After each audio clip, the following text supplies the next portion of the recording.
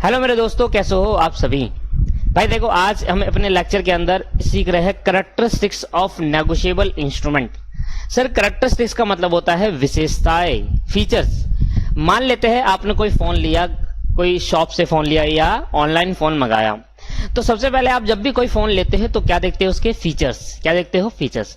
तो ऐसे ही दोस्तों, नेगोशिएबल इंस्ट्रूमेंट के अंदर क्या क्या फीचर्स है हम वो पढ़ने जा रहे हैं। कुछ विशेषताएं आपके अपने अंदर होती है कि मेरे अंदर ये फीचर्स है, ये क्वालिटी है, ये डिसक्वालिटी है। कुछ हमारे अंदर होती है, तो सभी लोगों के अंदर कुछ ना कुछ क्वालिटीज, डिसक्वालिटीज, फीचर्स वगैरह होते हैं। तो ऐसे ही नेगोशिएबल इंस्ट्रूमेंट के अंदर कुछ फीचर्स, तो कैरेक्टरिस्टिक्स को फीचर्स भी कहा जाता है।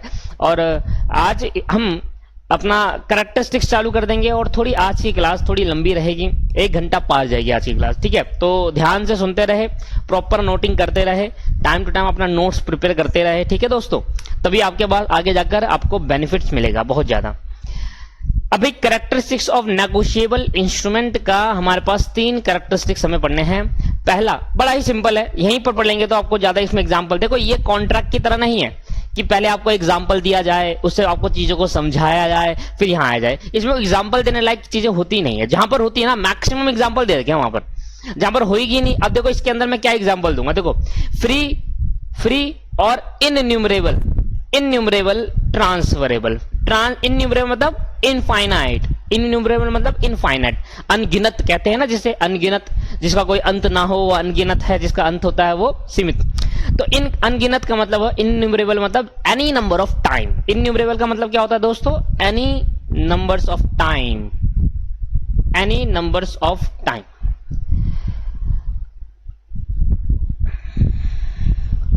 तो फ्री और इनन्यूमरेबल, ट्रांसफरेबल। तो कहता है नेगोशिएबल इंस्ट्रूमेंट आप एक पर्सन से दूसरे पर्सन में इजीली ट्रांसफर कर सकते हो और दूसरा पर्सन भी अगला इजीली ट्रांसफर कर सकता है, तीसरा पर्सन भी दूसरे को ट्रांसफर कर सकता है। मतलब ट्रांसफर कितनी बार भी किया जा सकता है, वो वैसे ही वैलिड रहता है जैसे पहले था, पहली बार ट्रांसफर होता। तो मान लो मैंने आपको ट्रांसफर करा, आपने किसी और को ट्रांसफर कर दिया, फिर उसने किसी और को ट्रांसफर कर दिया, फिर उसने किसी और को ट्रांसफर, ऐसे ऐसे करके 100 जनों पे ट्रांसफर हो गया वो।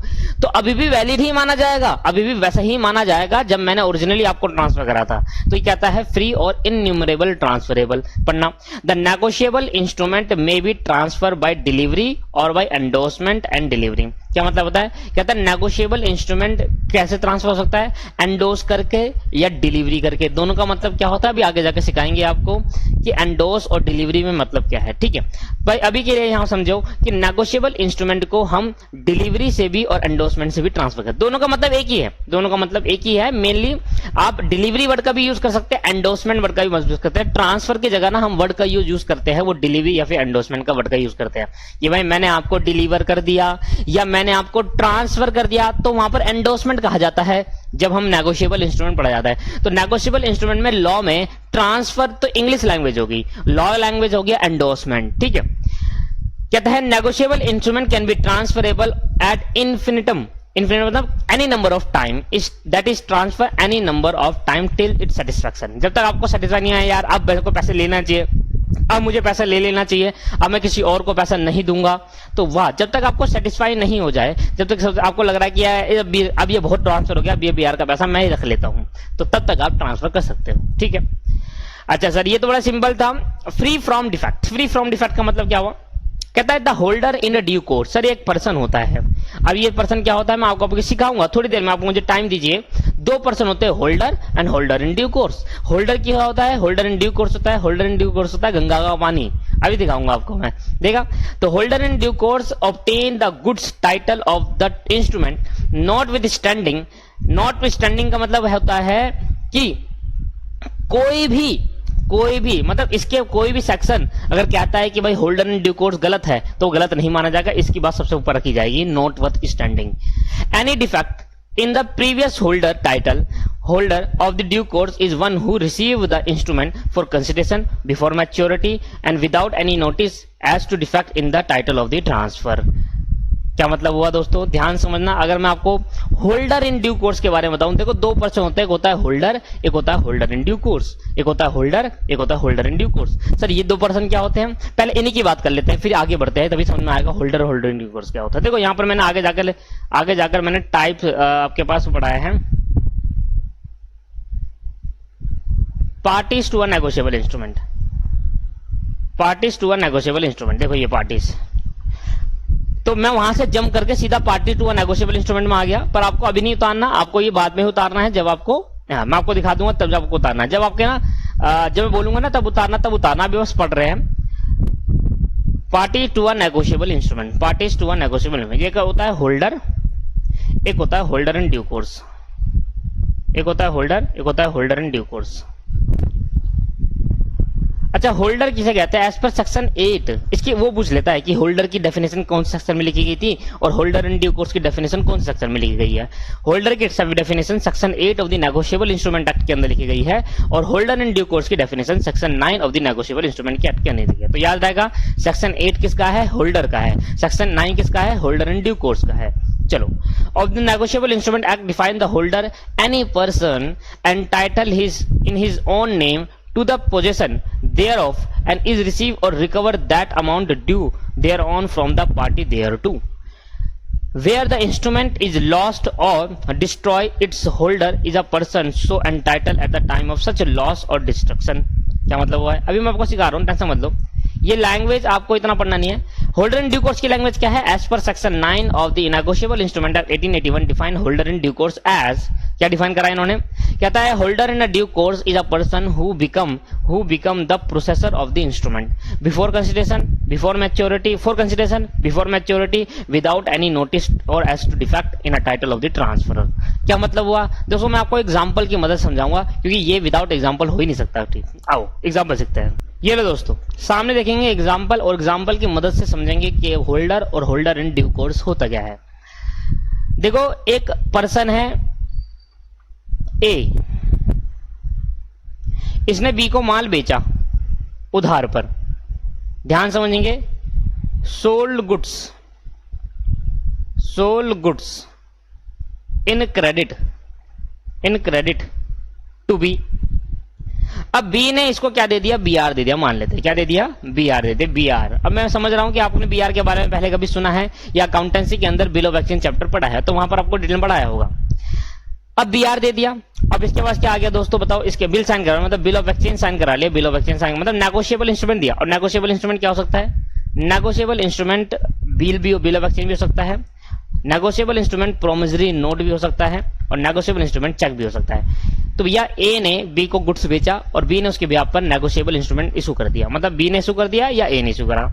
अच्छा, इसके पास आ गया, मान लेते हैं बीआर आ गया, माना बीआर की बात करें, वो नेगोशिएबल इंस्ट्रूमेंट क्या है? मान लेते हैं वो बिल ऑफ एक्सचेंज है, BOE for bill of exchange.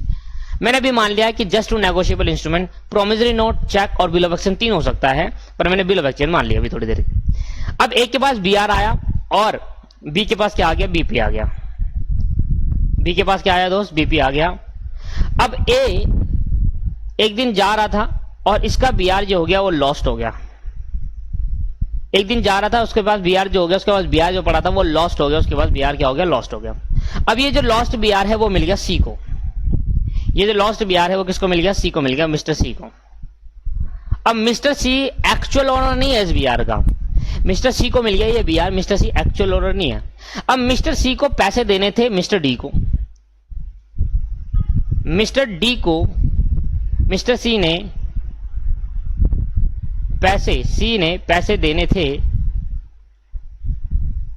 D को, तो उस पैसे की जगह पर इसने क्या पकड़ा दिया सर? बीआर पकड़ा दिया, जो उसको लॉस्ट बीआर मिल गया था। मतलब जो लॉस, जो उसके बाद बीआर मिल गया ना, जो चोरी हो गया था या फिर अब क्या लॉस्ट हो गया या फिर खो गया या फिर आपके पास थेफ्ट हो गया, चोरी हो गया, जो भी मतलब लॉस हो गया फिर थेफ्ट हो गया, चोरी कर लिया मिस्टर सी ने या फिर गिर गया था कहीं बीआर ए का, वो सी को मिल गया या सी ने चोरी कर लिया, वो बीआर सी ने ट्रांसफर कर दिया, किसको दे ट्रांसफर कर दिया सर? डी को।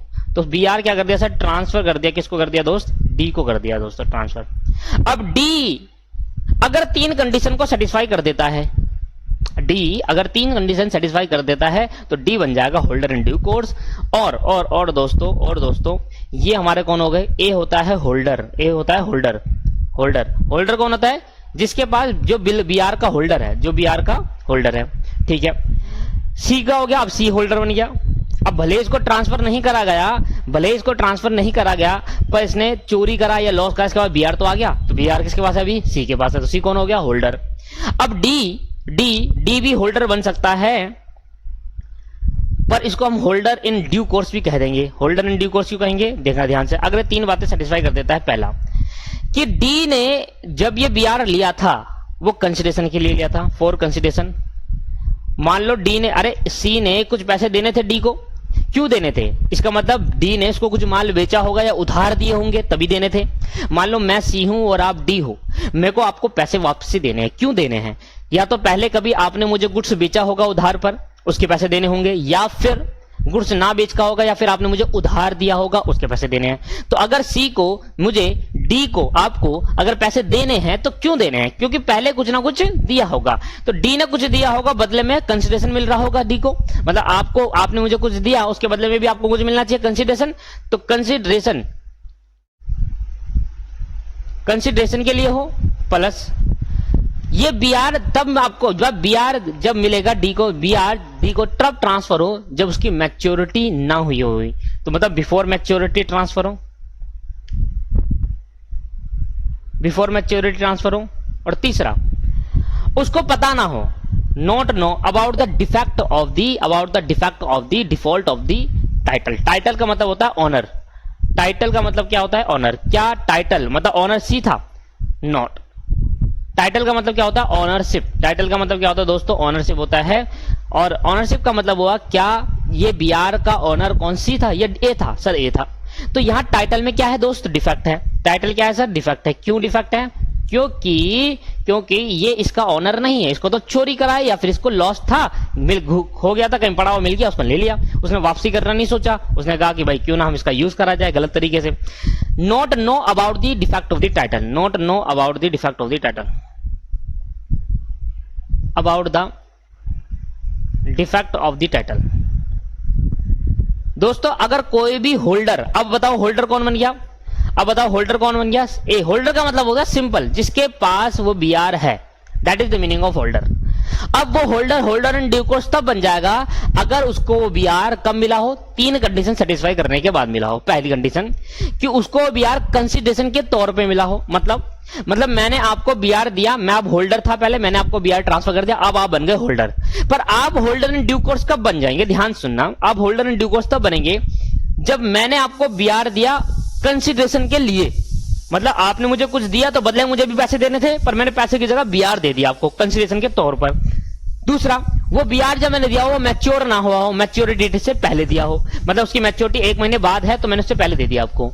तीसरा, आपको ये पता ना हो, आप ये ना जानते हो कि मेरे पे जो बीआर था, जो पहले होल्डर था, वो ये इसके पास डिफेक्ट है। पहले होल्डर के पास क्या है दोस्त, डिफेक्ट है। पहले होल्डर के पास क्या है, डिफेक्ट है, मतलब टाइटल में डिफेक्ट है, मतलब ये इसका ऑनर नहीं, असली ऑनर तो कोई और था, आपको ये बात नहीं पता।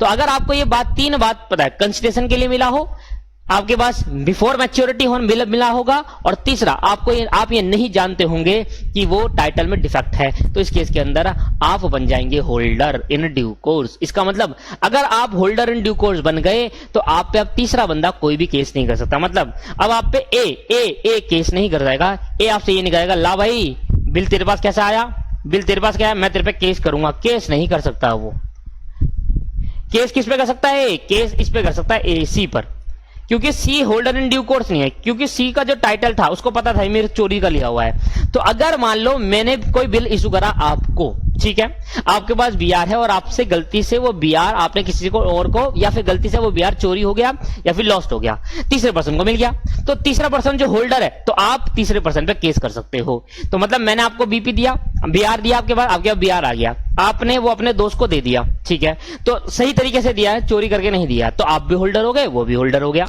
ठीक। अब दोस्तों कोई person holder in due course तब बनता है जब वो 3 कंडीशन को सेटिस्फाई कर देता है। पहला कि उसको वो बिल कंसिडरेशन के तौर पर मिला हो, दूसरा वो बिफोर मैच्योरिटी मिला हो, और तीसरा उसको पता ना हो कि इसका जो ऑनर है, असली ऑनर, उस पर डिफेक्ट है, मतलब टाइटल में डिफेक्ट है, ऑनरशिप नहीं है, ये ऑनर नहीं है पर्टिकुलर। तो अब ए जो है, ए क्या कर सकता है, ए क्या कर सकता है, सी को सर केस कर सकता है, पर ए डी पे केस नहीं कर सकता। तो holder in due course is Ganga का पानी मींस कि अगर कोई भी भ्रष्ट आदमी या भ्रष्ट पर्सन उसके अंदर जाएगा और डुबकी लगाएगा तो वो शुद्ध होकर वापसी आएगा। इसका मतलब क्या है? इसका मतलब अगर कोई बीआर होल्डर इन ड्यू कोर्स के बाद चले गया तो अब होल्डर इन ड्यू कोर्स के ऊपर केस नहीं किया जा सकता, केस नहीं किया जा सकता। क्लियर है या नहीं है? ध्यान देना, आप ध्यान देना। आओ थोड़ा और एग्जांपल सीखते हैं। मान लो ए ने बी को बीआर दिया, भाई ये होल्डर है, ये होल्डर है, और बी ने सी को बीआर दिया, भाई ये भी होल्डर है, ये भी होल्डर है। अब सी ने ये बीआर दे दिया holder in due course, holder in due course, SIDC लिख दिया, होल्डर इन ड्यू कोर्स, ठीक है, SDC लिख देते हैं। होल्डर इन ड्यू कोर्स को दे दिया भाई, होल्डर इन ड्यू कोर्स। इसका मतलब क्या हुआ? अब इसको बी को मान लो जो बीआर इसके पास आया था बी के पास, ये चोरी करके लाया था, चोरी कर लिया था इसने ए से। अब ए का जो बीआर था, असली पर्सन कौन है? ये होल्डर है। अच्छा होल्डर है, इसके पास बीआर था, असली टाइटल किसके पास है? टाइटल कौन है? ऑनरशिप किसके पास थी? ऑनरशिप ए के पास थी। अब इसके बाद टाइटल कैसा हो गया? डिफेक्ट टाइटल हो गया, डिफेक्ट टाइटल हो गया। कैसा टाइटल हो गया? डिफेक्ट टाइटल हो गया। ध्यान देना, आप ध्यान देना, ध्यान सुनना, एग्जाम्पल बता रहा हूं। बी ने ए का बीआर चोरी करके अपने पास रख लिया, तो टाइटल कैसा हो गया? डिफेक्ट हो गया। अब बी ने ये बीआर ट्रांसफर कर दिया सी को, और सी जानता था ये टाइटल डिफेक्ट है, तो ये होल्डर इन ड्यू कोर्स नहीं है। सी जानता था कि भाई ये चोरी का बिल है, इसको रख लेते हैं और मैं भी ट्रांसफर कर दूंगा किसी दूसरे पर्सन को। तो सी ने क्या करा? सी ने वो बिल देख लिया, तो सी क्या बन गया? Holder, not a holder in due course.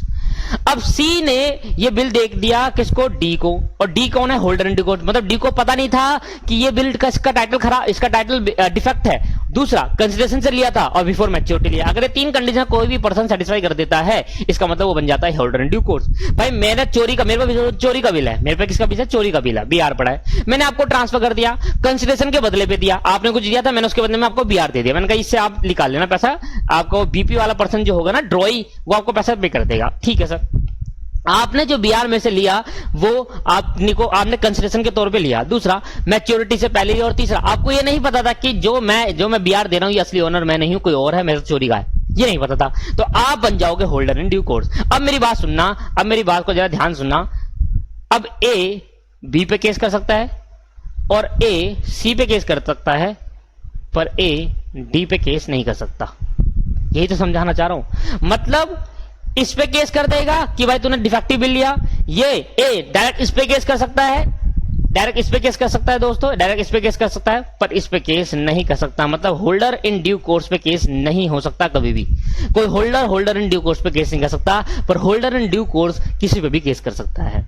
अब होल्डर इन ड्यू कोर्स से चोरी हो गया, लॉस्ट हो गया, और ये पास पहुंच गया ई के पास, ई के पास पहुंच गया। ई को पता था, ई ने ट्रांसफर कर दिया एफ को, एफ ने ट्रांसफर कर दिया जी को। तो भैया अब होल्डर इन ड्यू कोर्स इस पे भी केस कर सकता है, इस पे भी केस कर सकता है, इस पे भी केस सकता है, अगर ये तीनों होल्डर है तो।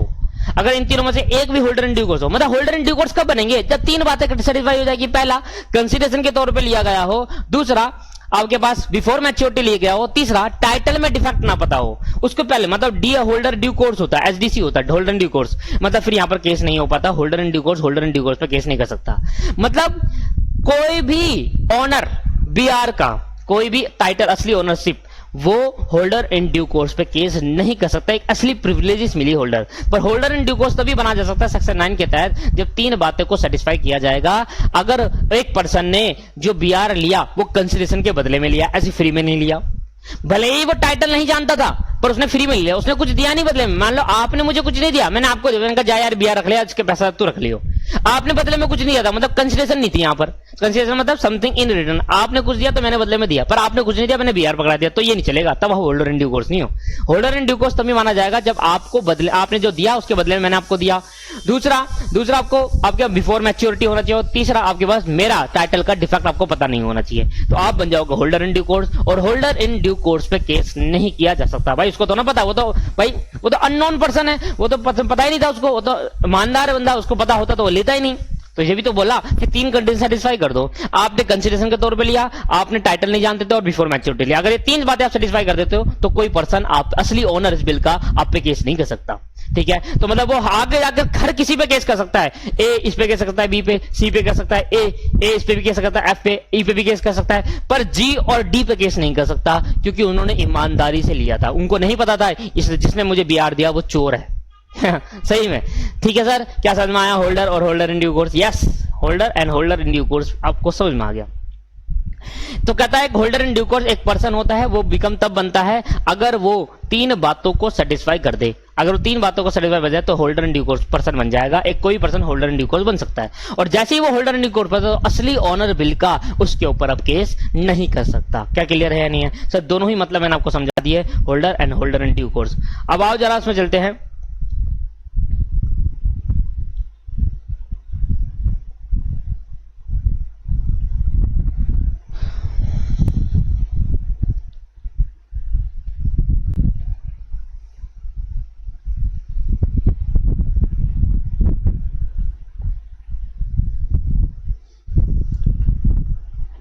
देखना जरा, अब पढ़ोगे तो आपको अच्छा सा लगेगा। Free from defect, free from defect कौन होगा? होल्डर या holder in due course? Sir holder in due course. Holder free from defect नहीं होता, क्योंकि होल्डर जो हो सकते हैं वो उनको पता हो सकता है कि भाई इसका टाइटल डिफेक्ट था तब भी मैं ले रहा हूं, अगर उसको पता तो वो होल्डर है, फिर होल्डर नहीं। अगर वो जानता है कि भाई टाइटल डिफेक्ट है फिर भी उस ट्रांसफर बिल को एक्सेप्ट कर रहा है तो फिर वो होल्डर है। तो मतलब the holder in a due course is obtain the goods title of the instrument notwithstanding any defect in the previous holder title. Holder on a due course is one who received the instrument for consideration before maturity। ये सब आपको clear हो गया। तो मतलब negotiable instrument free from defect होगा, मतलब अगर कोई भी person holder in due course है और उसका डिफेक्टिव टाइटल उसको नहीं पता था तो उसका मतलब वो फ्री फ्रॉम डिफेक्ट है, मतलब उसको नहीं पता था तो डिफेक्ट नहीं है उसका, मतलब उस केस के अंदर वो होल्डर इन ड्यू कोर्स है। अब जो असली ओनर है होल्डर पे तो केस कर देगा, जिसने चोरी करा था वो होल्डर इन ड्यू कोर्स पे केस नहीं कर पाएगा। ठीक है सर, क्लियर है नहीं है?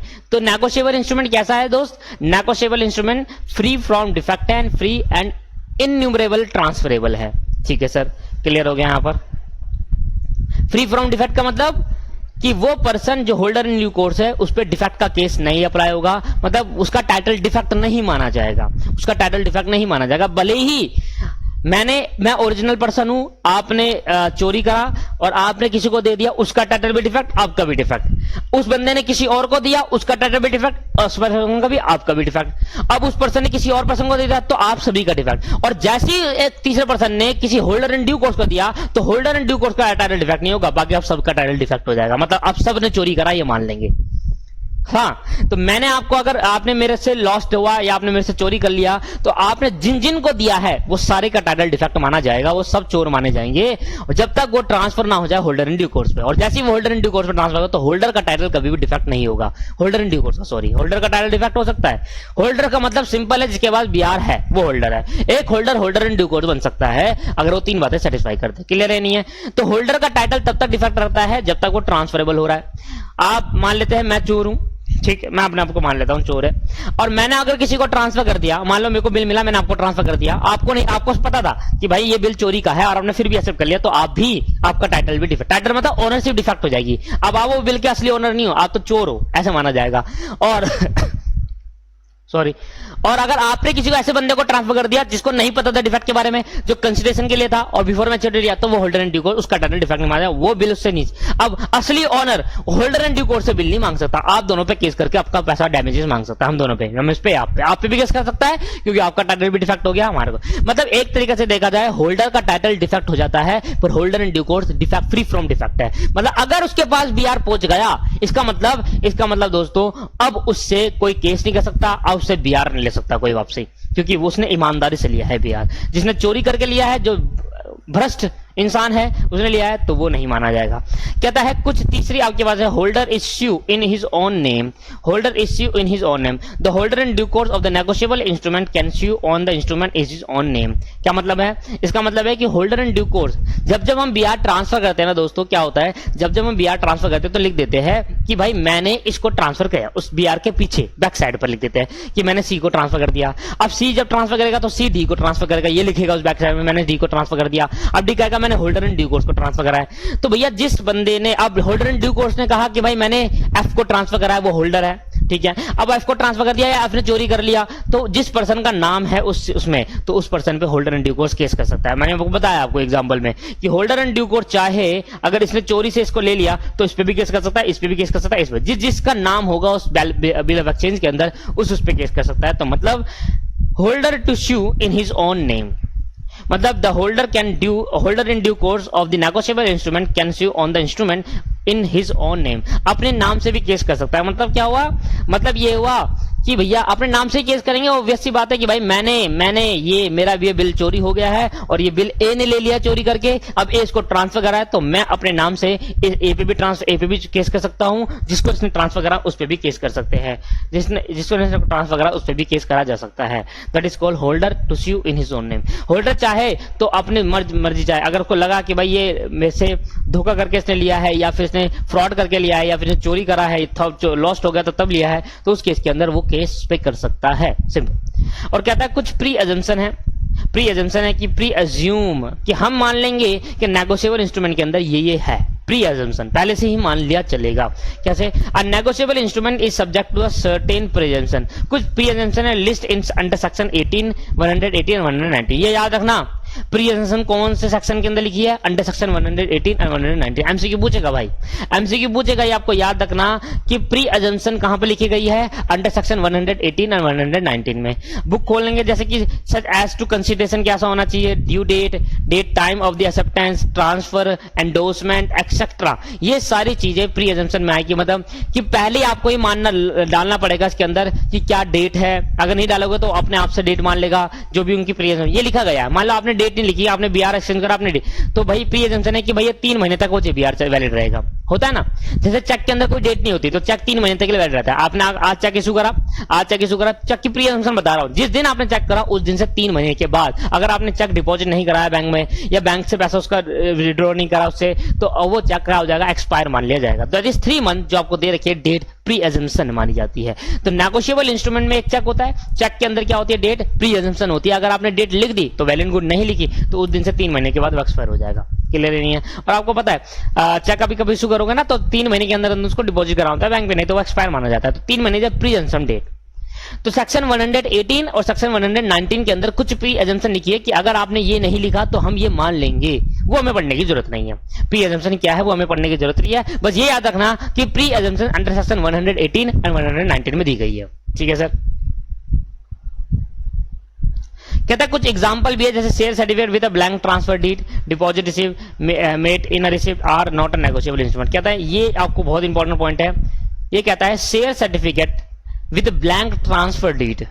अगर आप कोई शेयर सर्टिफिकेट, जब आप किसी कंपनी के शेयर खरीदते हो ना दोस्त, तो कंपनी आपको देती है शेयर सर्टिफिकेट। अब तो डीमैटेरियलाइज हो गया, डीमैटेरियलाइज का मतलब हो गया ऑनलाइन शेयर सर्टिफिकेट दिया जाता है। पहले फिजिकल फॉर्म में शेयर सर्टिफिकेट दे देता, तो फिजिकल फॉर्म में शेयर सर्टिफिकेट देना, डिपॉजिट रिसीव करना, आप कंपनी के अंदर डिपॉजिट करते हो तो डिपॉजिट रिसीव देना, तो ये सारी receipt, share certificate, deposit receive are the not negotiable. मैं एक लिस्ट लिखवा दूंगा कि ये वाले डॉक्यूमेंट नेगोशिएबल इंस्ट्रूमेंट नहीं है और ये डॉक्यूमेंट नेगोशिएबल इंस्ट्रूमेंट है। एमसीक्यू के लिए आपको ये याद करना पड़ेगा कि further document are non negotiable and further document are negotiable. MCQ के लिए याद करना पड़ेगा, वो मैं लिखवा दूंगा आपको। ठीक है, क्लियर है या नहीं है? चलो सर, यहां तक क्लियर हो गया। तो आपके पास 3-4-5 टाइप थे, 3-4 टाइप थे कि भैया free and innumerable transferable, free from defect, holder can sue his own name, अपने नाम से केस कर सकता है, मतलब वो आप असली ओनर माना जाएगा और वो अपने नाम पे भी केस कर सकता है। ठीक है, मान लेते हैं कोई एक पर्सन है जो असली ओनर है, मैं मान लेते हैं कि एक दूसरा पर्सन है जो चोर है, उसने मुझे दिया, मैं होल्डर इन ड्यू कोर्स है, तो वो बंदा भी इस पे केस करता है और मैं भी इस पे केस कर सकता हूं। मतलब होल्डर इन ड्यू कोर्स भी अपने नाम से केस कर सकता है, जो असली ओनर है वो भी केस कर सकता है। ठीक है, ये है। अब अगर हम बात करें कि टाइप्स ऑफ नेगोशिएबल इंस्ट्रूमेंट, तो हमारे पास जो टाइप्स है दोस्तों, पहला ये पहला टाइप आपके पास क्या है? नेगोशिएबल बाय स्टेटस और negotiable by customer usage. Customer usage पहले तो बताओ, दो का मतलब समझो, नेगोशिएबल बाय स्टेटस स्टैच्यू और नेगोशिएबल बाय कस्टमर यूसेज। अगर ये दो का मतलब समझ गए तो आपको ये कहानी समझ जाओगे। ये तो तिरंगा बन गया यार, ऐसा लग रहा है। लो भाई, पहले बताओ टाइप्स में क्या क्या है? टाइप्स के अंदर है स्टैच्यू और कस्टमर यूसेज।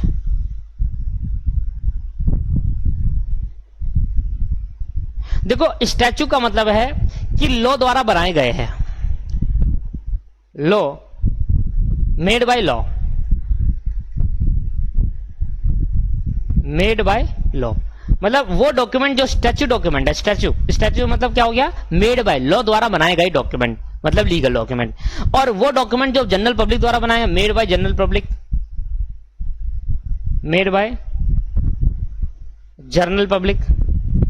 वो डॉक्यूमेंट जो जनरल पब्लिक द्वारा बनाए गए हैं वो होते हैं कस्टमर यूजेस। कस्टमर यूजेस मतलब यूज कर करके, मतलब इनका यूज चल रहा है, आज का करंट सिनेरियो चल रहा है, मार्केट में इनका यूज हो रहा है। कस्टम मतलब अपने हिसाब से चेंज कर सकते हैं। तो स्टैच्यू का मतलब होता है मेड बाय लॉ, ऐसे कोई नेगोशिएबल इंस्ट्रूमेंट जो लॉ द्वारा बनाए गए हैं, और ऐसे कोई नेगोशिएबल इंस्ट्रूमेंट जो कस्टम जनरल पब्लिक द्वारा बनाए गए, इनका यूज करिए जनरल पब्लिक। जैसे कि एग्जाम्पल जैसे कि मैंने कहा, section 13 of the act provide that the negotiable instrument include, जो लॉ द्वारा बनाए गए वो 3 नेगोशिएबल इंस्ट्रूमेंट है। पहला bill of exchange, promissory note और cheque, whether payable to bearer और ऑर्डर। अब मैं आपको फिर समझाऊंगा बियरर और ऑर्डर का मतलब क्या होता है, फिर पिछली क्लास में भी समझाया था थोड़ा बहुत, ये चलता रहेगा, ये आपको समझाता रहूंगा, क्योंकि आपको जब तक क्लियर नहीं होगा तब तक मैं आपको समझाता रहूंगा, ठीक है। तो मतलब स्टैच्यू का मतलब क्या है, स्टैच्यू मतलब मेड बाय लॉ, मतलब ऐसे डॉक्यूमेंट जो लॉ द्वारा बनाए गए हैं, और ऐसे डॉक्यूमेंट जो जनरल पब्लिक द्वारा बनाए गए, that is called customer usage. तो बिल ऑफ एक्सचेंज लॉ द्वारा बनाया गया है, प्रोमिसरी नोट लॉ द्वारा बनाया गया है, और चेक ये लॉ द्वारा डिफाइन कि अगर आप किसी गवर्नमेंट डिपार्टमेंट जाओगे नेगोशिएबल, तो आपको बोलोगे सर मुझे नेगोशिएबल इंस्ट्रूमेंट चाहिए, तो कहेंगे कौन सा, bill of exchange, promissory note, cheque, वो कह रहा तीनों दे दो, तीनों मिल जाएंगे आपको। पर वह क्या कहते हैं कि भाई negotiable by statute, negotiable by customer usage, the act speak only 3 type of negotiable instrument. जो एक्ट है वो 3 बातें बताता है, bill of exchange, negotiable, promissory note, cheque. ध्यान सुनना, मैंने कहा स्टैच्यू का मतलब क्या है, मेड बाय लॉ, मतलब एक्ट द्वारा बनाए गए, मतलब लॉ मतलब क्या है, लॉ, उधर लॉ का मतलब क्या है, पूरा लॉ, दुनिया में इंडिया में के अंदर जितना लॉ सब लॉ नहीं, इधर लॉ का मतलब है ओनली नेगोशिएबल इंस्ट्रूमेंट। लॉ का मतलब है सिर्फ और सिर्फ नेगोशिएबल इंस्ट्रूमेंट, मतलब वो नेगोशिएबल इंस्ट्रूमेंट द्वारा बनाए गए, नेगोशिएबल इंस्ट्रूमेंट एक्ट। लॉ का मतलब इधर होल लॉ नहीं है, कॉन्ट्रैक्ट नहीं है, सेल ऑफ गुड्स नहीं है, नेगोशिएबल है, सिर्फ नेगोशिएबल है दोस्तों, कॉन्ट्रैक्ट नहीं है, सेल ऑफ गुड्स नहीं है, पार्टनरशिप नहीं है, ओनली और नेगोशिएबल, इधर लॉ का मतलब। तो स्टैच्यू का मतलब क्या है कि वो नेगोशिएबल इंस्ट्रूमेंट जो लॉ द्वारा डिफाइन करे गए हैं एक्ट के अंदर, that is bill of exchange, that is promissory note and that is cheque. अगली चैप्टर हमारा इसी का रहेगा, इन तीनों का मतलब, ठीक है, तभी हम आगे बढ़ पाएंगे अपने चैप्टर के अंदर। तो नेगोशिएबल इंस्ट्रूमेंट, आपके बिल ऑफ एक्सचेंज और चेक, यही 3 आपके पास इंस्ट्रूमेंट है, डॉक्यूमेंट है जो लॉ द्वारा डिफाइन करे गए हैं, ठीक है, अपने एक्ट के अंदर। और जो एक्ट के अंदर डिफाइन नहीं है पर है, उनको नेगोशिएबल इंस्ट्रूमेंट बोल सकते हैं, क्योंकि वो फीचर्स उनके मैच करे, इजीली ट्रांसफरेबल हो सकता है, आपके पास फ्री फ्रॉम डिफेक्ट हो सकता है ना, प्री एजम्पशन भी हो सकती है उसके अंदर, तो फीचर्स मैच कर रहे हैं, इसलिए हम उसको नेगोशिएबल इंस्ट्रूमेंट बोले, पर लॉ ने डिफाइन नहीं करा, that is called customer usage, उसको कहते हैं कस्टमर। लॉ द्वारा डिफाइन नहीं है, एक्ट के अंदर इनकी बात नहीं करेगी, इनका मीनिंग डिफाइन नहीं करा, बट फिर भी इनको नेगोशिएबल इंस्ट्रूमेंट ट्रीट करा जाता है। ध्यान देना कौन कौन से है, but it does not consider that, it does not, मतलब इन तीनों को नेगोशिएबल इंस्ट्रूमेंट ठीक है। देखो क्या है, द एक्ट स्पीक मतलब एक्ट क्या बोलता है, सिर्फ 3 टाइप के नेगोशिएबल इंस्ट्रूमेंट कहता है, बिल ऑफ एक्सचेंज, चेक और promissory note, but it does not consider, इसका मतलब ये नहीं है कि ये 3 ही टाइप के नेगोशिएबल है और नहीं है, यस, इसका मतलब है कि इन तीनों के अलावा भी और भी नेगोशिएबल इंस्ट्रूमेंट है, but it does not consider other kind of instrument form being the treated as a negotiable instrument provided they have been characteristic of negotiable, मतलब इन 3 के अलावा एक्ट किसी को नेगोशिएबल इंस्ट्रूमेंट मानता नहीं है, बट अगर हम मैच करें फीचर्स की, कैरेक्टरिस्टिक्स और नेगोशिएबल इंस्ट्रूमेंट मैच करते तो और भी बहुत सारे डॉक्यूमेंट निकल के आते हैं जो नेगोशिएबल इंस्ट्रूमेंट के कैरेक्टर को मैच करता है। देखो जैसे कि क्या हो गया, according to certain other instrument मतलब इन तीनों को छोड़कर, take the characteristics of negotiable instrument by the custom और by usage, dividend, warrant, circular, note, bearer and debenture and some other them through there are not specific mention in the act. मतलब कुछ ऐसे document है जो negotiable instrument के characteristics को match करते हैं, पर एक्ट में उनको डिफाइन नहीं करा, पर है ऐसे डॉक्यूमेंट। तो मैं लिखवा देता हूं कौन कौन से डॉक्यूमेंट, उनको आपको याद करना पड़ेगा। सबसे पहले अदर नेगोशिएबल, अदर आप लिख लेना इसके नीचे, पहले तो आप ये लिखना सारा, ये पूरा पॉइंट लिखना, जैसे कि यहां पर लिखा है डिविडेंड, वारंट, इसके नीचे लिखना other negotiable instrument which are not defined in negotiable instrument act, other negotiable instrument which are not defined in act के अंदर जो डिफाइन नहीं है। बताओ पहला, एक एक करके नाम लिखता है, ये बताना नाम क्यों लिख रहा हूं, क्योंकि क्वेश्चन में आपसे पूछेगा दोस्तों, क्वेश्चन में एमसीक्यू में आपसे पूछेगा कि बताओ इन चारों में से कौन सा नेगोशिएबल है और कौन सा नहीं है, ऐसा पूछ सकता है, तो इसलिए लिखवा रहे नाम। लिखेंगे सर पहला हिंदिस हुंदिस का मतलब क्या हुआ दोस्तों, ये एक ऐसा टाइप का नेगोशिएबल इंस्ट्रूमेंट होता है जिससे हम पैसे एक जगह से दूसरी जगह पर ट्रांसफर करा सकते हैं और जिससे हम उधार पर किसी से पैसे ले भी सकते हैं। तो ये एक टाइप का डॉक्यूमेंट होता है हुंदिस का एक टाइप का डॉक्यूमेंट है जिससे हम एक जगह से दूसरी जगह पर पैसे भेज भी सकते हैं और एक तरीके से दूसरी जगह पर पैसा, एटीएम कार्ड की तरह मान लो इस डॉक्यूमेंट को, कि पैसा ले भी सकते हैं उधार पर, क्रेडिट कार्ड जैसे कि एक जगह से दूसरी जगह भेज भी दिया और पैसे उधार पर ले लिया, दैट डॉक्यूमेंट। अभी तो क्रेडिट कार्ड चल गया, पर पहले क्या चलता था, ऐसे चलता था। हुंदिस के एक डॉक्यूमेंट होता था जो एक जगह से दूसरी जगह पैसे भेजने का काम आता था और साथ में पैसा उधार लेने का भी काम आता था दोस्तों। शेयर वारंट, शेयर सर्टिफिकेट नहीं, share warrant, share certificate not the negotiable instrument. Share warrant क्या होता है दोस्तों, नेगोशिएबल इंस्ट्रूमेंट होता है। क्या होता है शेयर वारंट, तो दोस्तों शेयर वारंट किसे कहते हैं, शेयर वारंट, देखो share and share certificate and share warrant दोनों सिमिलर ही नेचर के हैं बट थोड़ा में डिफरेंट है। शेयर सर्टिफिकेट होता है एक रजिस्टर्ड डॉक्यूमेंट होता है और शेयर वारंट एक बेयर डॉक्यूमेंट होता है। सर रजिस्टर्ड डॉक्यूमेंट का मतलब क्या होता है, शेयर सर्टिफिकेट उन्हीं को दिया जाता है जो कंपनी के मेंबर है, जो person member of the company है, मतलब रजिस्टर्ड है as a member of the company. और शेयर वारंट उनको दिया जाता है जो जनरल पब्लिक होती है। और शेयर इशूज, जब शेयर हम खरीदते हैं किसी कंपनी के, तो आपने सुना होगा fully paid up share and partly paid up share. Fully paid up का मतलब कि कंपनी ने 10 रुपए मंगाए, हमने 10 रुपए पूरे पे करे, that is called fully paid up share. और पार्टली पेड अप का मतलब कंपनी ने 10 रुपए मंगाए, अभी हमने 7-8 रुपए ही पे करे अभी रहते हैं, that is called partly paid up share. तो शेयर सर्टिफिकेट उनको इशू करा जाता है, देखो कंपनी के जो पर्सन आए, कंपनी के क्या कहता है, मैं आया आपकी कंपनी में शेयर खरीदने, मैंने आपकी कंपनी के शेयर खरीदे और आपसे बोला कि सर मैं आपकी कंपनी के शेयर खरीदना चाहता हूँ 1 लाख। तो मैंने कहा ठीक है 10 रुपए के हिसाब से पेमेंट कर दो, 10 लाख रुपए। मैंने कहा सर ये 5 लाख कर रहा हूँ, 5 लाख बाद में करूंगा। तो आपको मैंने 5 लाख करा तो उसके बदले में तो कुछ लूंगा, तब शेयर वारंट कंपनी इशू करती है। जब मैं फुल्ली पेड अप कर देता हूं तो शेयर वारंट वापसी ले लेती है, फाड़ फूड़ के शेयर सर्टिफिकेट इशू कर देती है। तो दोनों में डिफरेंस ये है कि दोस्तों शेयर वारंट एक बियरर डॉक्यूमेंट है, शेयर सर्टिफिकेट एक आपके पास उन्हीं को मिलता है जो कंपनी के मेंबर होते हैं, कि रजिस्टर्ड एज अ मेंबर होते हैं। तो शेयर वारंट को एक नेगोशिएबल इंस्ट्रूमेंट कहा गया पर शेयर सर्टिफिकेट को एक नेगोशिएबल इंस्ट्रूमेंट नहीं कहा गया। शेयर वारंट एक जगह से दूसरी जगह ट्रांसफर हो सकता है इसलिए इसको नेगोशिएबल इंस्ट्रूमेंट कह दिया, पर शेयर सर्टिफिकेट एक जगह से दूसरी जगह ट्रांसफर नहीं किया जा सकता। फिजिकली फॉर्म में शेयर ट्रांसफर करने के लिए आपको एक डीड बनानी पड़ती थी कि मैं अपने शेयर इसको दे रहा हूं, तब जाकर ट्रांसफर होते थे, पर इजीली ट्रांसफरेबल नहीं हो पाते थे। शेयर वारंट क्या, ये पकड़ा और ये ट्रांसफर कर दिया। तो शेयर वारंट को नेगोशिएबल इंस्ट्रूमेंट में रखा पर शेयर सर्टिफिकेट को नेगोशिएबल इंस्ट्रूमेंट में नहीं रखा। तो यही थोड़ा सा डिफरेंस है शेयर वारंट और शेयर सर्टिफिकेट। बाकी जो मेन डिफरेंस है, जब आप कंपनीज एक्ट 2013 पढ़ोगे डीप लेवल के अंदर, तभी आपको शेयर वारंट और शेयर सर्टिफिकेट मिलेगा, ठीक है। वो कि फाइनल के अंदर मेनली मिलता है, ये फाइनल के अंदर। आओ दोस्तों, शेयर वारंट लिख दिया, फिर क्या है उसके बाद, बियरर डिबेंचर,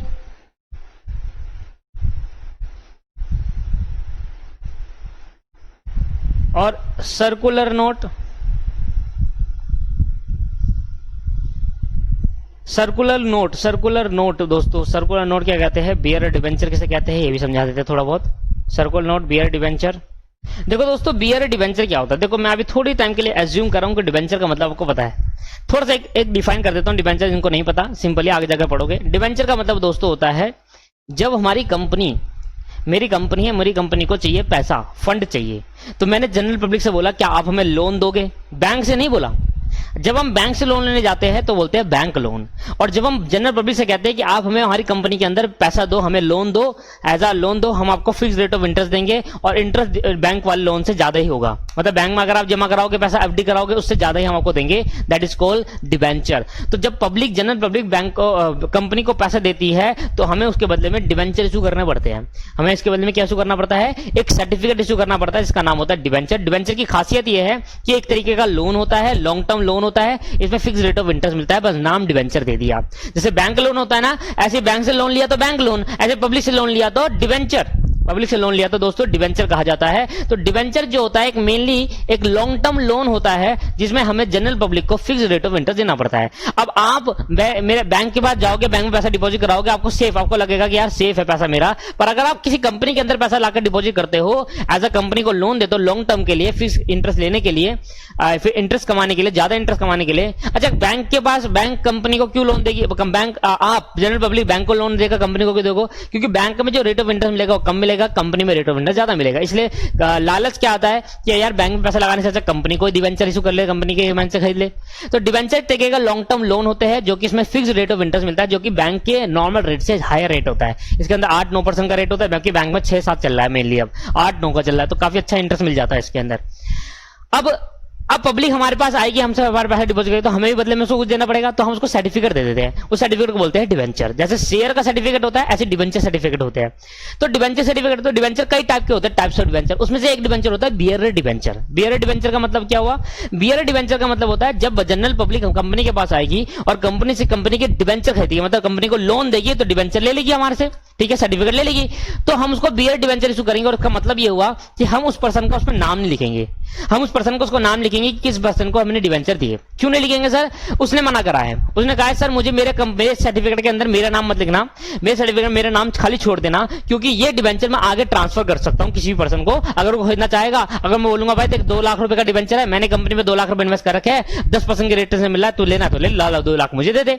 तो आप क्या कर लोगे? अब आप 2 लाख के डिवेंचर उसको दे दोगे, 2 लाख खुद रख लोगे, तो डिवेंचर क्या हो गया? इजीली ट्रांसफरेबल हो गया। That is called bearer debenture. Bearer debenture वो डिवेंचर होते हैं जब कंपनी, जब जनरल पब्लिक कंपनी के डिवेंचर खरीदती है, मतलब लोन देती है कंपनी को, एज अ डिवेंचर खरीदती है उसके बदले में, तो उसमें अपना नाम नहीं लिखवाती। जिस बंदे ने डिवेंचर होल्डर बोलते हैं, जिसने खरीदा, उसका नाम नहीं होता, उस पर्टिकुलर पर्सन का नाम नहीं होता। क्यों नहीं होता? क्योंकि वो पर्सन इसको फर्दर इजीली ट्रांसफर कर सके, दूसरे पर्सन को बेच सके डिवेंचर को। That is called bearer debenture. अब क्योंकि यहां पर ट्रांसफरेबल कहा गया, इसलिए क्या बोला इसको? नेगोशिएबल इंस्ट्रूमेंट में इसको इंक्लूड कर लिया गया। क्लियर है नहीं है? तो ऐसे डिवेंचर सर्टिफिकेट जिसके अंदर उस पर्सन का नाम नहीं होता जिस पर्सन ने डिवेंचर खरीदे, that is called bearer debenture. अब वो पर्सन चाहे तो इस डिवेंचर को किसी दूसरे पर्सन को ट्रांसफर कर सकता है, उसको बोला नेगोशिएबल इंस्ट्रूमेंट। क्लियर है नहीं है? क्लियर है। तो सर्कुलर नोट किसे कहते हैं दोस्तों? सर्कुलर नोट का मतलब होता है, देखो मैं इंडिया में रहता हूं और आप अमेरिका में रहते हो, मैंने आपसे कोई माल खरीदना है, मैंने आपसे कोई माल परचेज करना है, ठीक है, तो आपने माल से, तो मैं आपको पैसा दूंगा, और जो मैं आपको पैसा दूंगा, तो बताओ इसमें प्रॉब्लम ये आ जाती है, ध्यान सुनना, प्रॉब्लम क्या आती है? देखो अब माल आप पहले मुझे दोगे या पहले मैं आपको पैसा दूंगा, ये सबसे बड़ी प्रॉब्लम है। क्योंकि आप तो अमेरिका में रहते हो, आपको पकड़ना मुश्किल है, और मैं इंडिया में रहता हूं, आप मुझे पकड़ना मुश्किल है। तो अगर मैंने आपको पैसे दे दिए और आपने मेरा को माल नहीं भेजा, तब फंस गया, मैं फंस गया। और आपने मुझे माल भेज दिया पर मैंने उसके बदले के पैसे नहीं दिए, तो आप फंस गए। तो दोस्तों जब दो इंटरनेशनल ट्रांजैक्शन होती है, तो उन इंटरनेशनल ट्रांजैक्शन पॉसिबल हो ही नहीं पाएगी जब तक कोई मीडिएटर नहीं होगा। समझे आप अमेरिका में रहते हो, मैं इंडिया के अंदर रहता हूं, मेरे पास मैं आपको गुड्स सेल आउट करूंगा, चलो मैं आपने गुड्स बेचा, मैं एक्सपोर्ट करना चाहता हूं, मैं गुड्स बेच रहा हूं आपको। जब मैंने आपको गुड्स बेचा तो आप मुझे बदले में क्या दोगे? उसके बदले में पैसे दोगे। बताओ अब गुड्स पहले कौन भेजेगा, पैसे पहले कौन देगा? अगर आपने मुझे पैसे दे दिया तो आपको भरोसा नहीं होगा कि भाई ये गुड्स देना दे, और मैंने आपको गुड्स भेज दिया तो आपको भरोसा नहीं होगा, मेरे को भरोसा नहीं होगा आप मुझे पैसे देना दो। इसलिए यहां पर क्या होता है, एक मीडिएटर आता है, इसको बोलते हैं हम बैंक बोलते हैं। अब बैंक का क्या काम होता है? बैंक का क्या काम होता है? ध्यान सुनना, बड़ा इंपॉर्टेंट समझा रहा हूं मैं आपको, ठीक है। तो ये मैंने एग्जांपल दिया, मैंने कहा ये मैं हूं, ये इंडिया में रहता है एक पर्सन है, मिस्टर ए है जो इंडिया में रहता है, और ये आप हो, लो भाई रावण बना दिया आपको मैंने, जो कि अमेरिका में रहता है, बी है, ठीक है। तो भैया ए ने बी को बोला कि भाई मैं तुम्हें गुड्स सोल्ड करूंगा गुड्स मतलब एक्सपोर्ट करूंगा, और आप उसके बदले मुझे क्या दोगे? पैसे दोगे। क्या दोगे? सम ऑफ मनी दोगे, मनी में कंसिडरेशन दोगे। कहता भाई मैं तो नहीं दूंगा। अब यहां पर क्या हुआ कि यहां पर दिक्कत क्या है, ये डिसएडवांटेज क्या है इंटरनेशनल ट्रांजैक्शन का, कि पहले पैसे कौन देगा या गुड्स कौन देगा। इसलिए क्या होता है, यहां पर ट्रांजैक्शन करने के लिए बैंक को बीच में आना पड़ता है। किसको आना पड़ता है?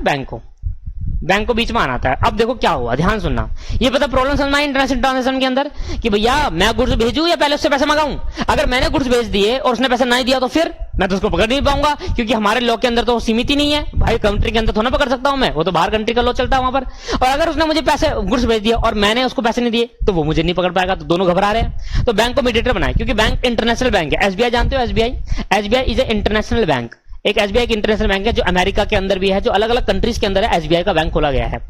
अब मैं एसबीआई के बैंक के पास गया, मैंने कहा देखो भाई मैं गुड्स भेज दूंगा, पर मैंने से बोला देखो बेटा जाओ पहले एसबीआई, आपके वहां पर एसबीआई बैंक होगा, आपकी कंट्री के अंदर एसबीआई बैंक होगा, वहां पर आप मेरे गुड्स के बदले का पैसा जमा करा दो, क्योंकि बैंक का बहुत भरोसा है, बैंक पैसे दे देगा। अब जरा ध्यान सुनना, अगर मैंने गुड्स नहीं दिए तो बैंक के पास जाएगा, बैंक से पैसा वापस ले लेगा, और मैंने गुड्स भेज दिया तो बैंक, अब ये पैसा बैंक को वापस नहीं लेगा, तो बैंक क्या कर लेगा? इसको दे देगा। अब ध्यान सुनना, मैंने बोला बी से जो कि अमेरिका में रहते हैं। मैंने उनसे बोला भाई देखो ऐसा करो आप कि आप ना पहले 10 करोड़ रुपए बैंक में जमा करा दो, जो गुड्स की वैल्यू है, गुड्स की वैल्यू कितनी है 10 करोड़ रुपए है, वो बैंक में जमा करा दो, ठीक है। अब बैंक वाला क्या देगा इसको, बैंक वाला एक डॉक्यूमेंट दे देगा, उस डॉक्यूमेंट बोलते हैं लेटर ऑफ क्रेडिट। क्या बोलते हैं उसको, लेटर ऑफ क्रेडिट कहते हैं।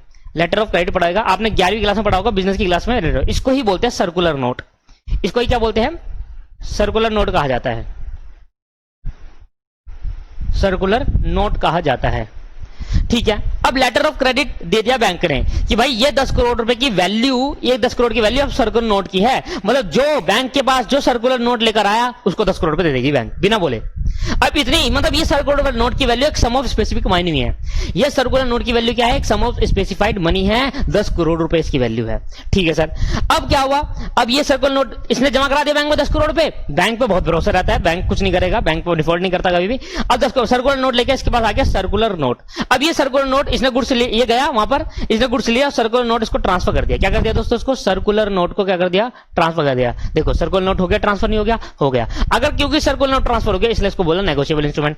अब ये सर्कुलर नोट जाएगा, अब गुड्स तो भेज दिया, गुड्स भेज दिया, बदले में क्या ले लिया 10 करोड़ का सर्कुलर नोट, मतलब वो सर्कुलर नोट की वैल्यू कितनी है 10 करोड़। ये बैंक के पास जाएगा सर्कुलर नोट लेकर, सर्कुलर नोट लेकर बैंक में जाएगा और सर्कुलर नोट बैंक को क्या कर देगा, ट्रांसफर कर देगा, और बैंक उसको बदले में क्या दे देगा 10 करोड़ रुपए देगा जो उसने दिया था। ऐसे होती है ट्रांजैक्शन, इंटरनेशनल ट्रांजेक्शन ऐसे होती है। तो क्या कहते हैं, मान लो इंटरनेशनल ट्रांजेक्शन में गुड्स खरीद रहा हूं, तो मैं बैंक के पास जाऊंगा, बैंक को पैसे जमा कराऊंगा पहले और बैंक से लूंगा circular note, letter of credit कहा जाता है। जब मैं उसके बाद जाऊंगा, उस बंदे से क्या लूंगा, गुड्स ले लूंगा और सर्कुलर नोट दे दूंगा, 10 करोड़ नहीं दूंगा, गुड्स लूंगा, सर्कुलर नोट पकड़ा दूंगा, सर्कुलर नोट यहां से भेजूंगा, वो मुझे गुड्स भेजेगा, यहां से सर्कुलर नोट इशू कर दूं। जैसे मैंने गुड्स लिया, पोर्ट पे सर्कुलर नोट पकड़ा दिया उसको, वो सर्कुलर नोट बैंक में ट्रांसफर करेगा और बैंक से 10 करोड़ रुपए ले लेगा। तो that is the transaction of international transaction. तो जब भी कोई इंटरनेशनल ट्रांजेक्शन होती है तो हमें सर्कुलर नोट का यूज करा जाता है, और सर्कुलर नोट एक जगह से दूसरी जगह ट्रांसफर होता है, इसलिए इसको नेगोशिएबल इंस्ट्रूमेंट कहा गया। दोस्तों 3 ऐसे नेगोशिएबल इंस्ट्रूमेंट है, 3-4 ऐसे नेगोशिएबल इंस्ट्रूमेंट है जो कि आपको बार बोलेगा। और क्या नेगोशिएबल इंस्ट्रूमेंट नहीं है, शेयर सर्टिफिकेट नेगोशिएबल इंस्ट्रूमेंट नहीं है। पेपर में क्वेश्चन पूछेगा, देखना एमसीक्यू में, शेयर सर्टिफिकेट या negotiable instrument, no, share warrant negotiable instrument, share certificate negotiable instrument नहीं है, ठीक है सर। और डिपॉजिट रिसिप्ट, अब जब आप किसी कंपनी के अंदर पैसा डिपॉजिट करते हो उसको बोलते हैं पब्लिक डिपॉजिट। तो डिपॉजिट रिसिप्ट, और वो जो जैसे डिबेंचर हो गया लॉन्ग टर्म, ये होता है शॉर्ट टर्म, 1 महीने के लिए, 1 साल के लिए, विद इन 1 ईयर तक आप कंपनी में पैसा डिपॉजिट कराओ, 1 साल के अंदर इंटरेस्ट खा लो, दैट इज कॉल्ड डिपॉजिट। उस पर जो रिसिप्ट मिलती है वो भी क्या नहीं होता, वो भी इजीली ट्रांसफर नहीं कर पाओगे आप। तो ट्रांसफर नहीं कर पाओगे तो इसलिए हमने क्या बोला उसको, इसलिए हमने इसका not negotiable instrument, not negotiable instrument, वो नेगोशिएबल इंस्ट्रूमेंट नहीं है। तो ध्यान सुनना क्या बोल रहा हूं मैं, शेयर सर्टिफिकेट को हम इजीली ट्रांसफरेबल नहीं कर सकते। ट्रांसफर कर सकते हैं, उसके लिए एक डीड बनानी पड़ेगी कि मैं अपने शेयर इसको ट्रांसफर कर रहा हूं। अब तो शेयर ऑनलाइन चल गए, यहां से बाय कराओ, यहां ट्रांसफर, यहां बेचा, यहां ट्राई करा, यहां बेचा, यहां बाय करा, यहां बेचा, ऐसी ट्रांसफर हो जा रहे हैं। पर अब ऐसे नहीं, पहले ऐसे नहीं होता था, पहले शेयर सर्टिफिकेट इशू करता था, वहां पर डीड बनानी पड़ती थी पर्टिकुलर, बहुत टाइम लग जाता था उसमें, इजीली ट्रांसफरेबल नहीं है। दूसरा डिपॉजिट रिसिप्ट, पहले तो होता है डिपॉजिट का मतलब क्या होता है, होता है public deposit. Source of business finance आपने चैप्टर पढ़ा होगा 11th क्लास के अंदर, उसके अंदर होता है पब्लिक डिपॉजिट। डिपॉजिट का मतलब होता है कंपनी को शॉर्ट टर्म के लिए पैसा चाहिए होता है, जैसे लॉन्ग टर्म के लिए पैसा चाहिए होता है तो डिबेंचर इशू करती है कंपनी। ऐसे जब कंपनी को शॉर्ट टर्म के लिए पैसा चाहिए होता है तो पब्लिक से पैसा मांगती है, कहती है अब हमें पैसा दो 1 साल के लिए, हम इस पे 1 साल में आपको हायर रेट ऑफ इंटरेस्ट देंगे, तो पब्लिक पैसा डिपॉजिट कर देती है। तो दैट इज कॉल्ड डिपॉजिट। जब पब्लिक पैसा डिपॉजिट करेगी इसको कॉल्ड डिपॉजिट, और पब्लिक को बोलेंगे डिपॉजिटर, पब्लिक को क्या नाम देंगे, डिपॉजिटर। अब बदले में कंपनी क्या करेगी, उसके बदले में कुछ तो रिसिप्ट देगी ना, that is called deposit receipt. वो डिपॉजिट रिसिप्ट, वो जो पब्लिक है, मान लो आपने मेरी कंपनी के अंदर पैसा डिपॉजिट करा 1 साल के अंदर, मैंने आपको बदले में डिपॉजिट रिसिप्ट दे दी, आप वो डिपॉजिट रिसिप्ट किसी और को ट्रांसफर नहीं कर सकते, कंपनी आपको ही पैसा देगी, इसलिए वो ट्रांसफरेबल नहीं है, इसलिए नेगोशिएबल इंस्ट्रूमेंट भी नहीं है। तो that is called share certificate and deposit receipt is not a negotiable instrument. Clear है या नहीं है दोस्तों। यहां पर मैंने आपको टाइप्स के अंदर बहुत 2 टाइप्स बताए कि मैंने कहा आपके पास और भी कुछ टाइप्स है, जैसे क्लासिफिकेशन ऑफ नेगोशिएबल इंस्ट्रूमेंट। अब जो क्लासिफिकेशन है दोस्तों, हम उसको नेक्स्ट क्लास में करेंगे, सोचा तो था मैं अभी क्लास में करा दूं, पर यहां पर होल्डर और होल्डर इन ड्यू कोर्स की बात कर ली। उससे पहले इसको ना करा के, इसको मैं नेक्स्ट क्लास में कराऊंगा, इसको ना करा के, इसमें बहुत सारे बड़े है ना इसमें टॉपिक, तो बहुत इंपॉर्टेंट है क्लासिफिकेशन काफी इंपॉर्टेंट है दोस्तों, पेपर में आने लायक बहुत अच्छा है। उससे पहले मैं आपको करा देना चाहता हूं कुछ पार्टीज के नाम, जैसे कि मैंने आपको होल्डर और होल्डर इन ड्यू कोर्स के बारे में बताया। आपको पता है ड्रॉर कौन होता है, ड्रॉर जो बिल बनाता है। जैसे बीआर जब मैं पढ़ाऊंगा ना तो बीआर में ड्रॉर की बातें बता दूंगा, ठीक है, ड्रॉर की बातें भी बीआर में बता दूंगा। आपको पता है बीआर और बीपी, जब बीआर हम इशू करते हैं तो ड्रॉर कौन होता है, वो पर्सन जो बीआर दे रहा है। ड्रॉर कौन होता है, जो प्रोमिसरी नोट, नहीं maker of promissory note, bill of exchange और चेक, ना मेकर ऑफ प्रोमिसरी नोट नहीं होता, मेकर ऑफ प्रोमिसरी नोट तो हाँ सही है। वो पर्सन जो बिल ऑफ एक्सचेंज बनाता है या चेक बनाता है, प्रोमिसरी नोट नहीं आएगा सर, यहां पर प्रोमिसरी नोट गलत दे रखा है। वो पर्सन प्रोमिसरी नोट तो ड्रॉ ही बनाता है, जो प्रॉमिस कर रहा हूं कि पे करना है। आपने अगर मेरे से अकाउंटेंसी पढ़ी है या कहीं भी पढ़ी अकाउंट्स, और आपने वहां पर सीखा है कि बिल ऑफ एक्सचेंज के अंदर क्या होता है, दो पार्टी होती है, एक ड्रॉर होता है, ड्रॉई होता है। बिल ऑफ एक्सचेंज में साइन बनाता कौन है, मेकर कौन होता है, ड्रॉर। ड्रॉर बिल को बनाता है, उसमें ये लिखता है कि आपने मुझे पैसा देना है। अगला चैप्टर जो आएगा ना, उसमें मैं डिटेल बता दूंगा बिल ऑफ एक्सचेंज में कि भाई क्या होता है बिल ऑफ एक्सचेंज, बीआर क्या होता है, और उसकी एक्चुअली डेफिनेशन बताऊंगा। फिर प्रोमिसरी नोट की डेफिनेशन भी अच्छे से बताऊंगा, ठीक है। तो वहां पर डिस्कस कर लेंगे। अभी यहां भी बताना है, वहां बताना है, वहीं बता दूंगा अच्छे से, है ना, अगली क्लास के अंदर। एक्सेप्टर और पे, पे भी वहीं बता दूंगा अगली क्लास के अंदर। पे कौन होता है, जिस बंदे को एंड में पेमेंट करनी होती है, that is called pay. Acceptor कौन होता है, when the drawee sign his acceptance upon the bill and deliver the same to the holder and some of the, वो इस एक्सेप्टर का मतलब क्या हुआ, ड्रॉई। ड्रॉई एक्सेप्टर होता है। जो चार पॉइंटर है ये एक जैसा है, जिसकी मैं और आप, मैंने बिल बनाया, मैंने आपको दे दिया सर, आप मैंने लिखा, ध्यान सुना, एक लाइन में समझाऊं चारों का मतलब। मैंने बिल बनाया, मैंने यहां पर उसमें लिखा कि मैंने आपको इतने रुपए के गुड्स बेचे हैं और आप मुझे इतने दिन बाद ये गुड्स का पैसा दोगे, ये बिल बना दिया, डॉक्यूमेंट लिख दिया, उसको बोला बिल ऑफ एक्सचेंज। दो कॉपी कराई, एक कॉपी मैंने रखा बीआर, एक कॉपी आपको दे दिया बीपी, ठीक। अब आप क्या करोगे, जब मैं बिल बनाऊंगा ना, ध्यान सुनना, जब मैं बिल बनाऊंगा ना, उसमें ये लिखूंगा कि मैंने आपको इतने रुपए का माल बेचा और आप मुझे इतने महीने बाद पैसे दोगे। तो ये बिल बनाकर मैंने अपने साइन कर दिया, फिर मैं आपको दूंगा। मैंने कहा ये पहले ये डॉक्यूमेंट पकड़ो और ये डॉक्यूमेंट में पहले आप साइन करो। जैसे ही आप साइन करोगे दैट इज कॉल्ड एक्सेप्टर। आप बन जाते हो उस टाइम एक्सेप्टर। क्या बन जाते हो, एक्सेप्टर। और साइन करके जब आप मुझे दे देते हो, तो जब मैं उसकी दो कॉपी करा लेता हूं, एक कॉपी बीआर अपने पास रख लेता हूं और एक कॉपी आपको देता हूं, तब बन जाते हो ड्रॉई और मैं बन जाता हूं ड्रॉर। ध्यान सुनो क्या बोल रहा हूं मैं। जब मैं बिल बनाता हूं, कौन बनाता है, ड्रॉर। ड्रॉर कौन होता है, जिसने माल उधार पे बेचा था, उसने बिल बनाया, उसने कहा कि भाई ये पर्टिकुलर पर्सन को मैंने इतने रुपए का माल बेचा और ये मुझे इतने दिन बाद पैसा देगा, तो वो गया ड्रॉर। और ड्रॉर जब आप उसमें साइन करें तो आप भी तो एक्सेप्ट करो कि हाँ भाई मैं मानता हूं मैंने आपको पैसा देना, एक्सेप्ट करोगे नहीं करोगे। जैसे ही आप एक्सेप्ट कर लोगे तो आप एक्सेप्ट करके मुझे दे दोगे, आप हो गए एक्सेप्टर। आप क्या बन गए, एक्सेप्टर बन गए, क्योंकि आपने बिल एक्सेप्ट करा। मैं इसकी दो कॉपी कराऊंगा, बीआर अपने पास रखूंगा, बीपी आपके पास रखूंगा। जैसे ही बीपी आपके पास पहुंचा, आप एक्सेप्टर भी बन गए और क्या बन गए, ड्रॉई। और क्योंकि आपको बिल का पेमेंट करना है, और मैं क्या बन गया, ड्रॉर बन गया, जिसको मुझे बिल का पैसा लेना है। मैंने क्या करा, ध्यान सुना, मैंने क्या करा, मेरे पे कहा यार मेरे को पैसे के, मैंने किसी और से सामान खरीदना उधार पर, तो मैंने कहा ये बीआर जो मेरे पड़ा हुआ है मैंने एंडोर्स कर दिया, ट्रांसफर कर दिया किसी दूसरे पर्सन को।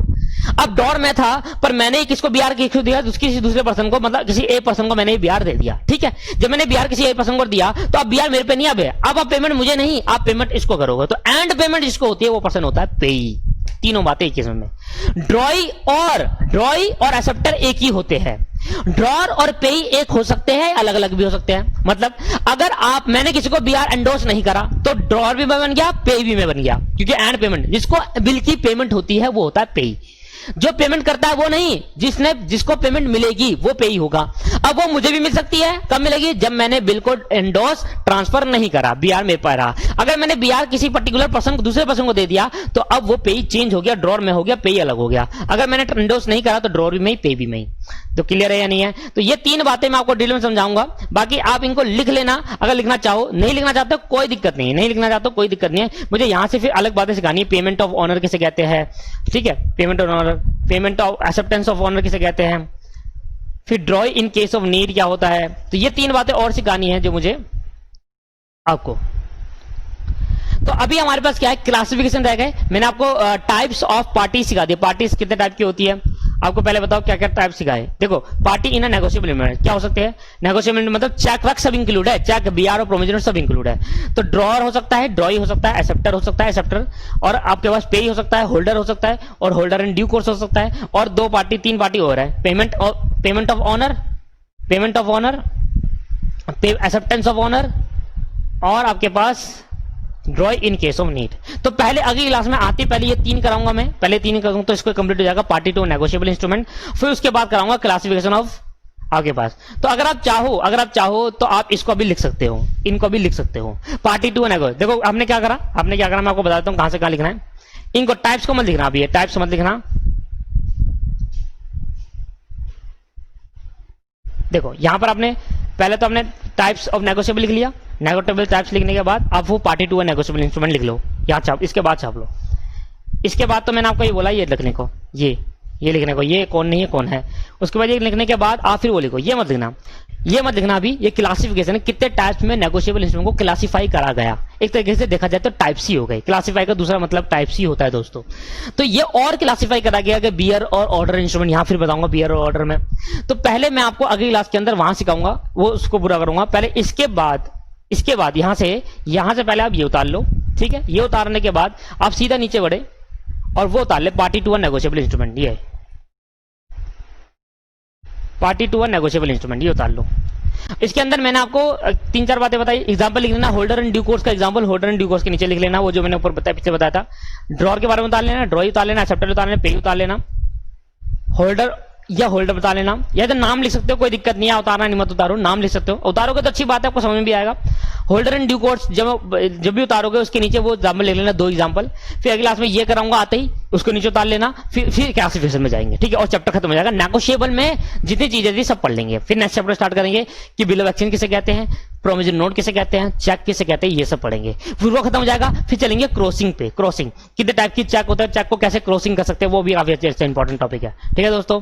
तो अगली क्लास के अंदर हमें जो सीखना है पहले तो ये 3 पॉइंट सीखने, पेमेंट ऑफ ऑनर किसे कहते हैं, एक्सेप्टेंस ऑफ ऑनर किसे कहते हैं, और draw in case of need कैसे। मुझे एग्जांपल देना है, इसलिए मैं चाहता हूं कि इसमें आप अच्छे से पढ़ाऊं मैं एग्जांपल देकर, क्योंकि इनमें एग्जांपल हो सकता है। देखो मैंने लिखा भी एग्जांपल, इनमें एग्जांपल हो सकता है, पर मैं अच्छे से पढ़ाऊंगा इसको, ठीक है। चलो तो मिलते हैं दोस्तों अब हम नेक्स्ट क्लास के अंदर। नेक्स्ट क्लास में आती पहले ये करेंगे, इससे पहले आप अपनी नोटिंग वगैरह पूरी, नोट्स वगैरह पूरे कंप्लीट कर लीजिएगा। फिर उसके बाद टाइप्स, क्लासिफिकेशन, नेगोशिएशन, वो बड़ा है टॉपिक, उसमें 2 क्लास लग सकती है, एक कल की और एक अगली क्लास भी लग सकती है, ठीक है। चलो नेक्स्ट क्लास में मिलते हैं, धन्यवाद। आज की क्लास को यहीं समाप्त करते हैं, थैंक यू।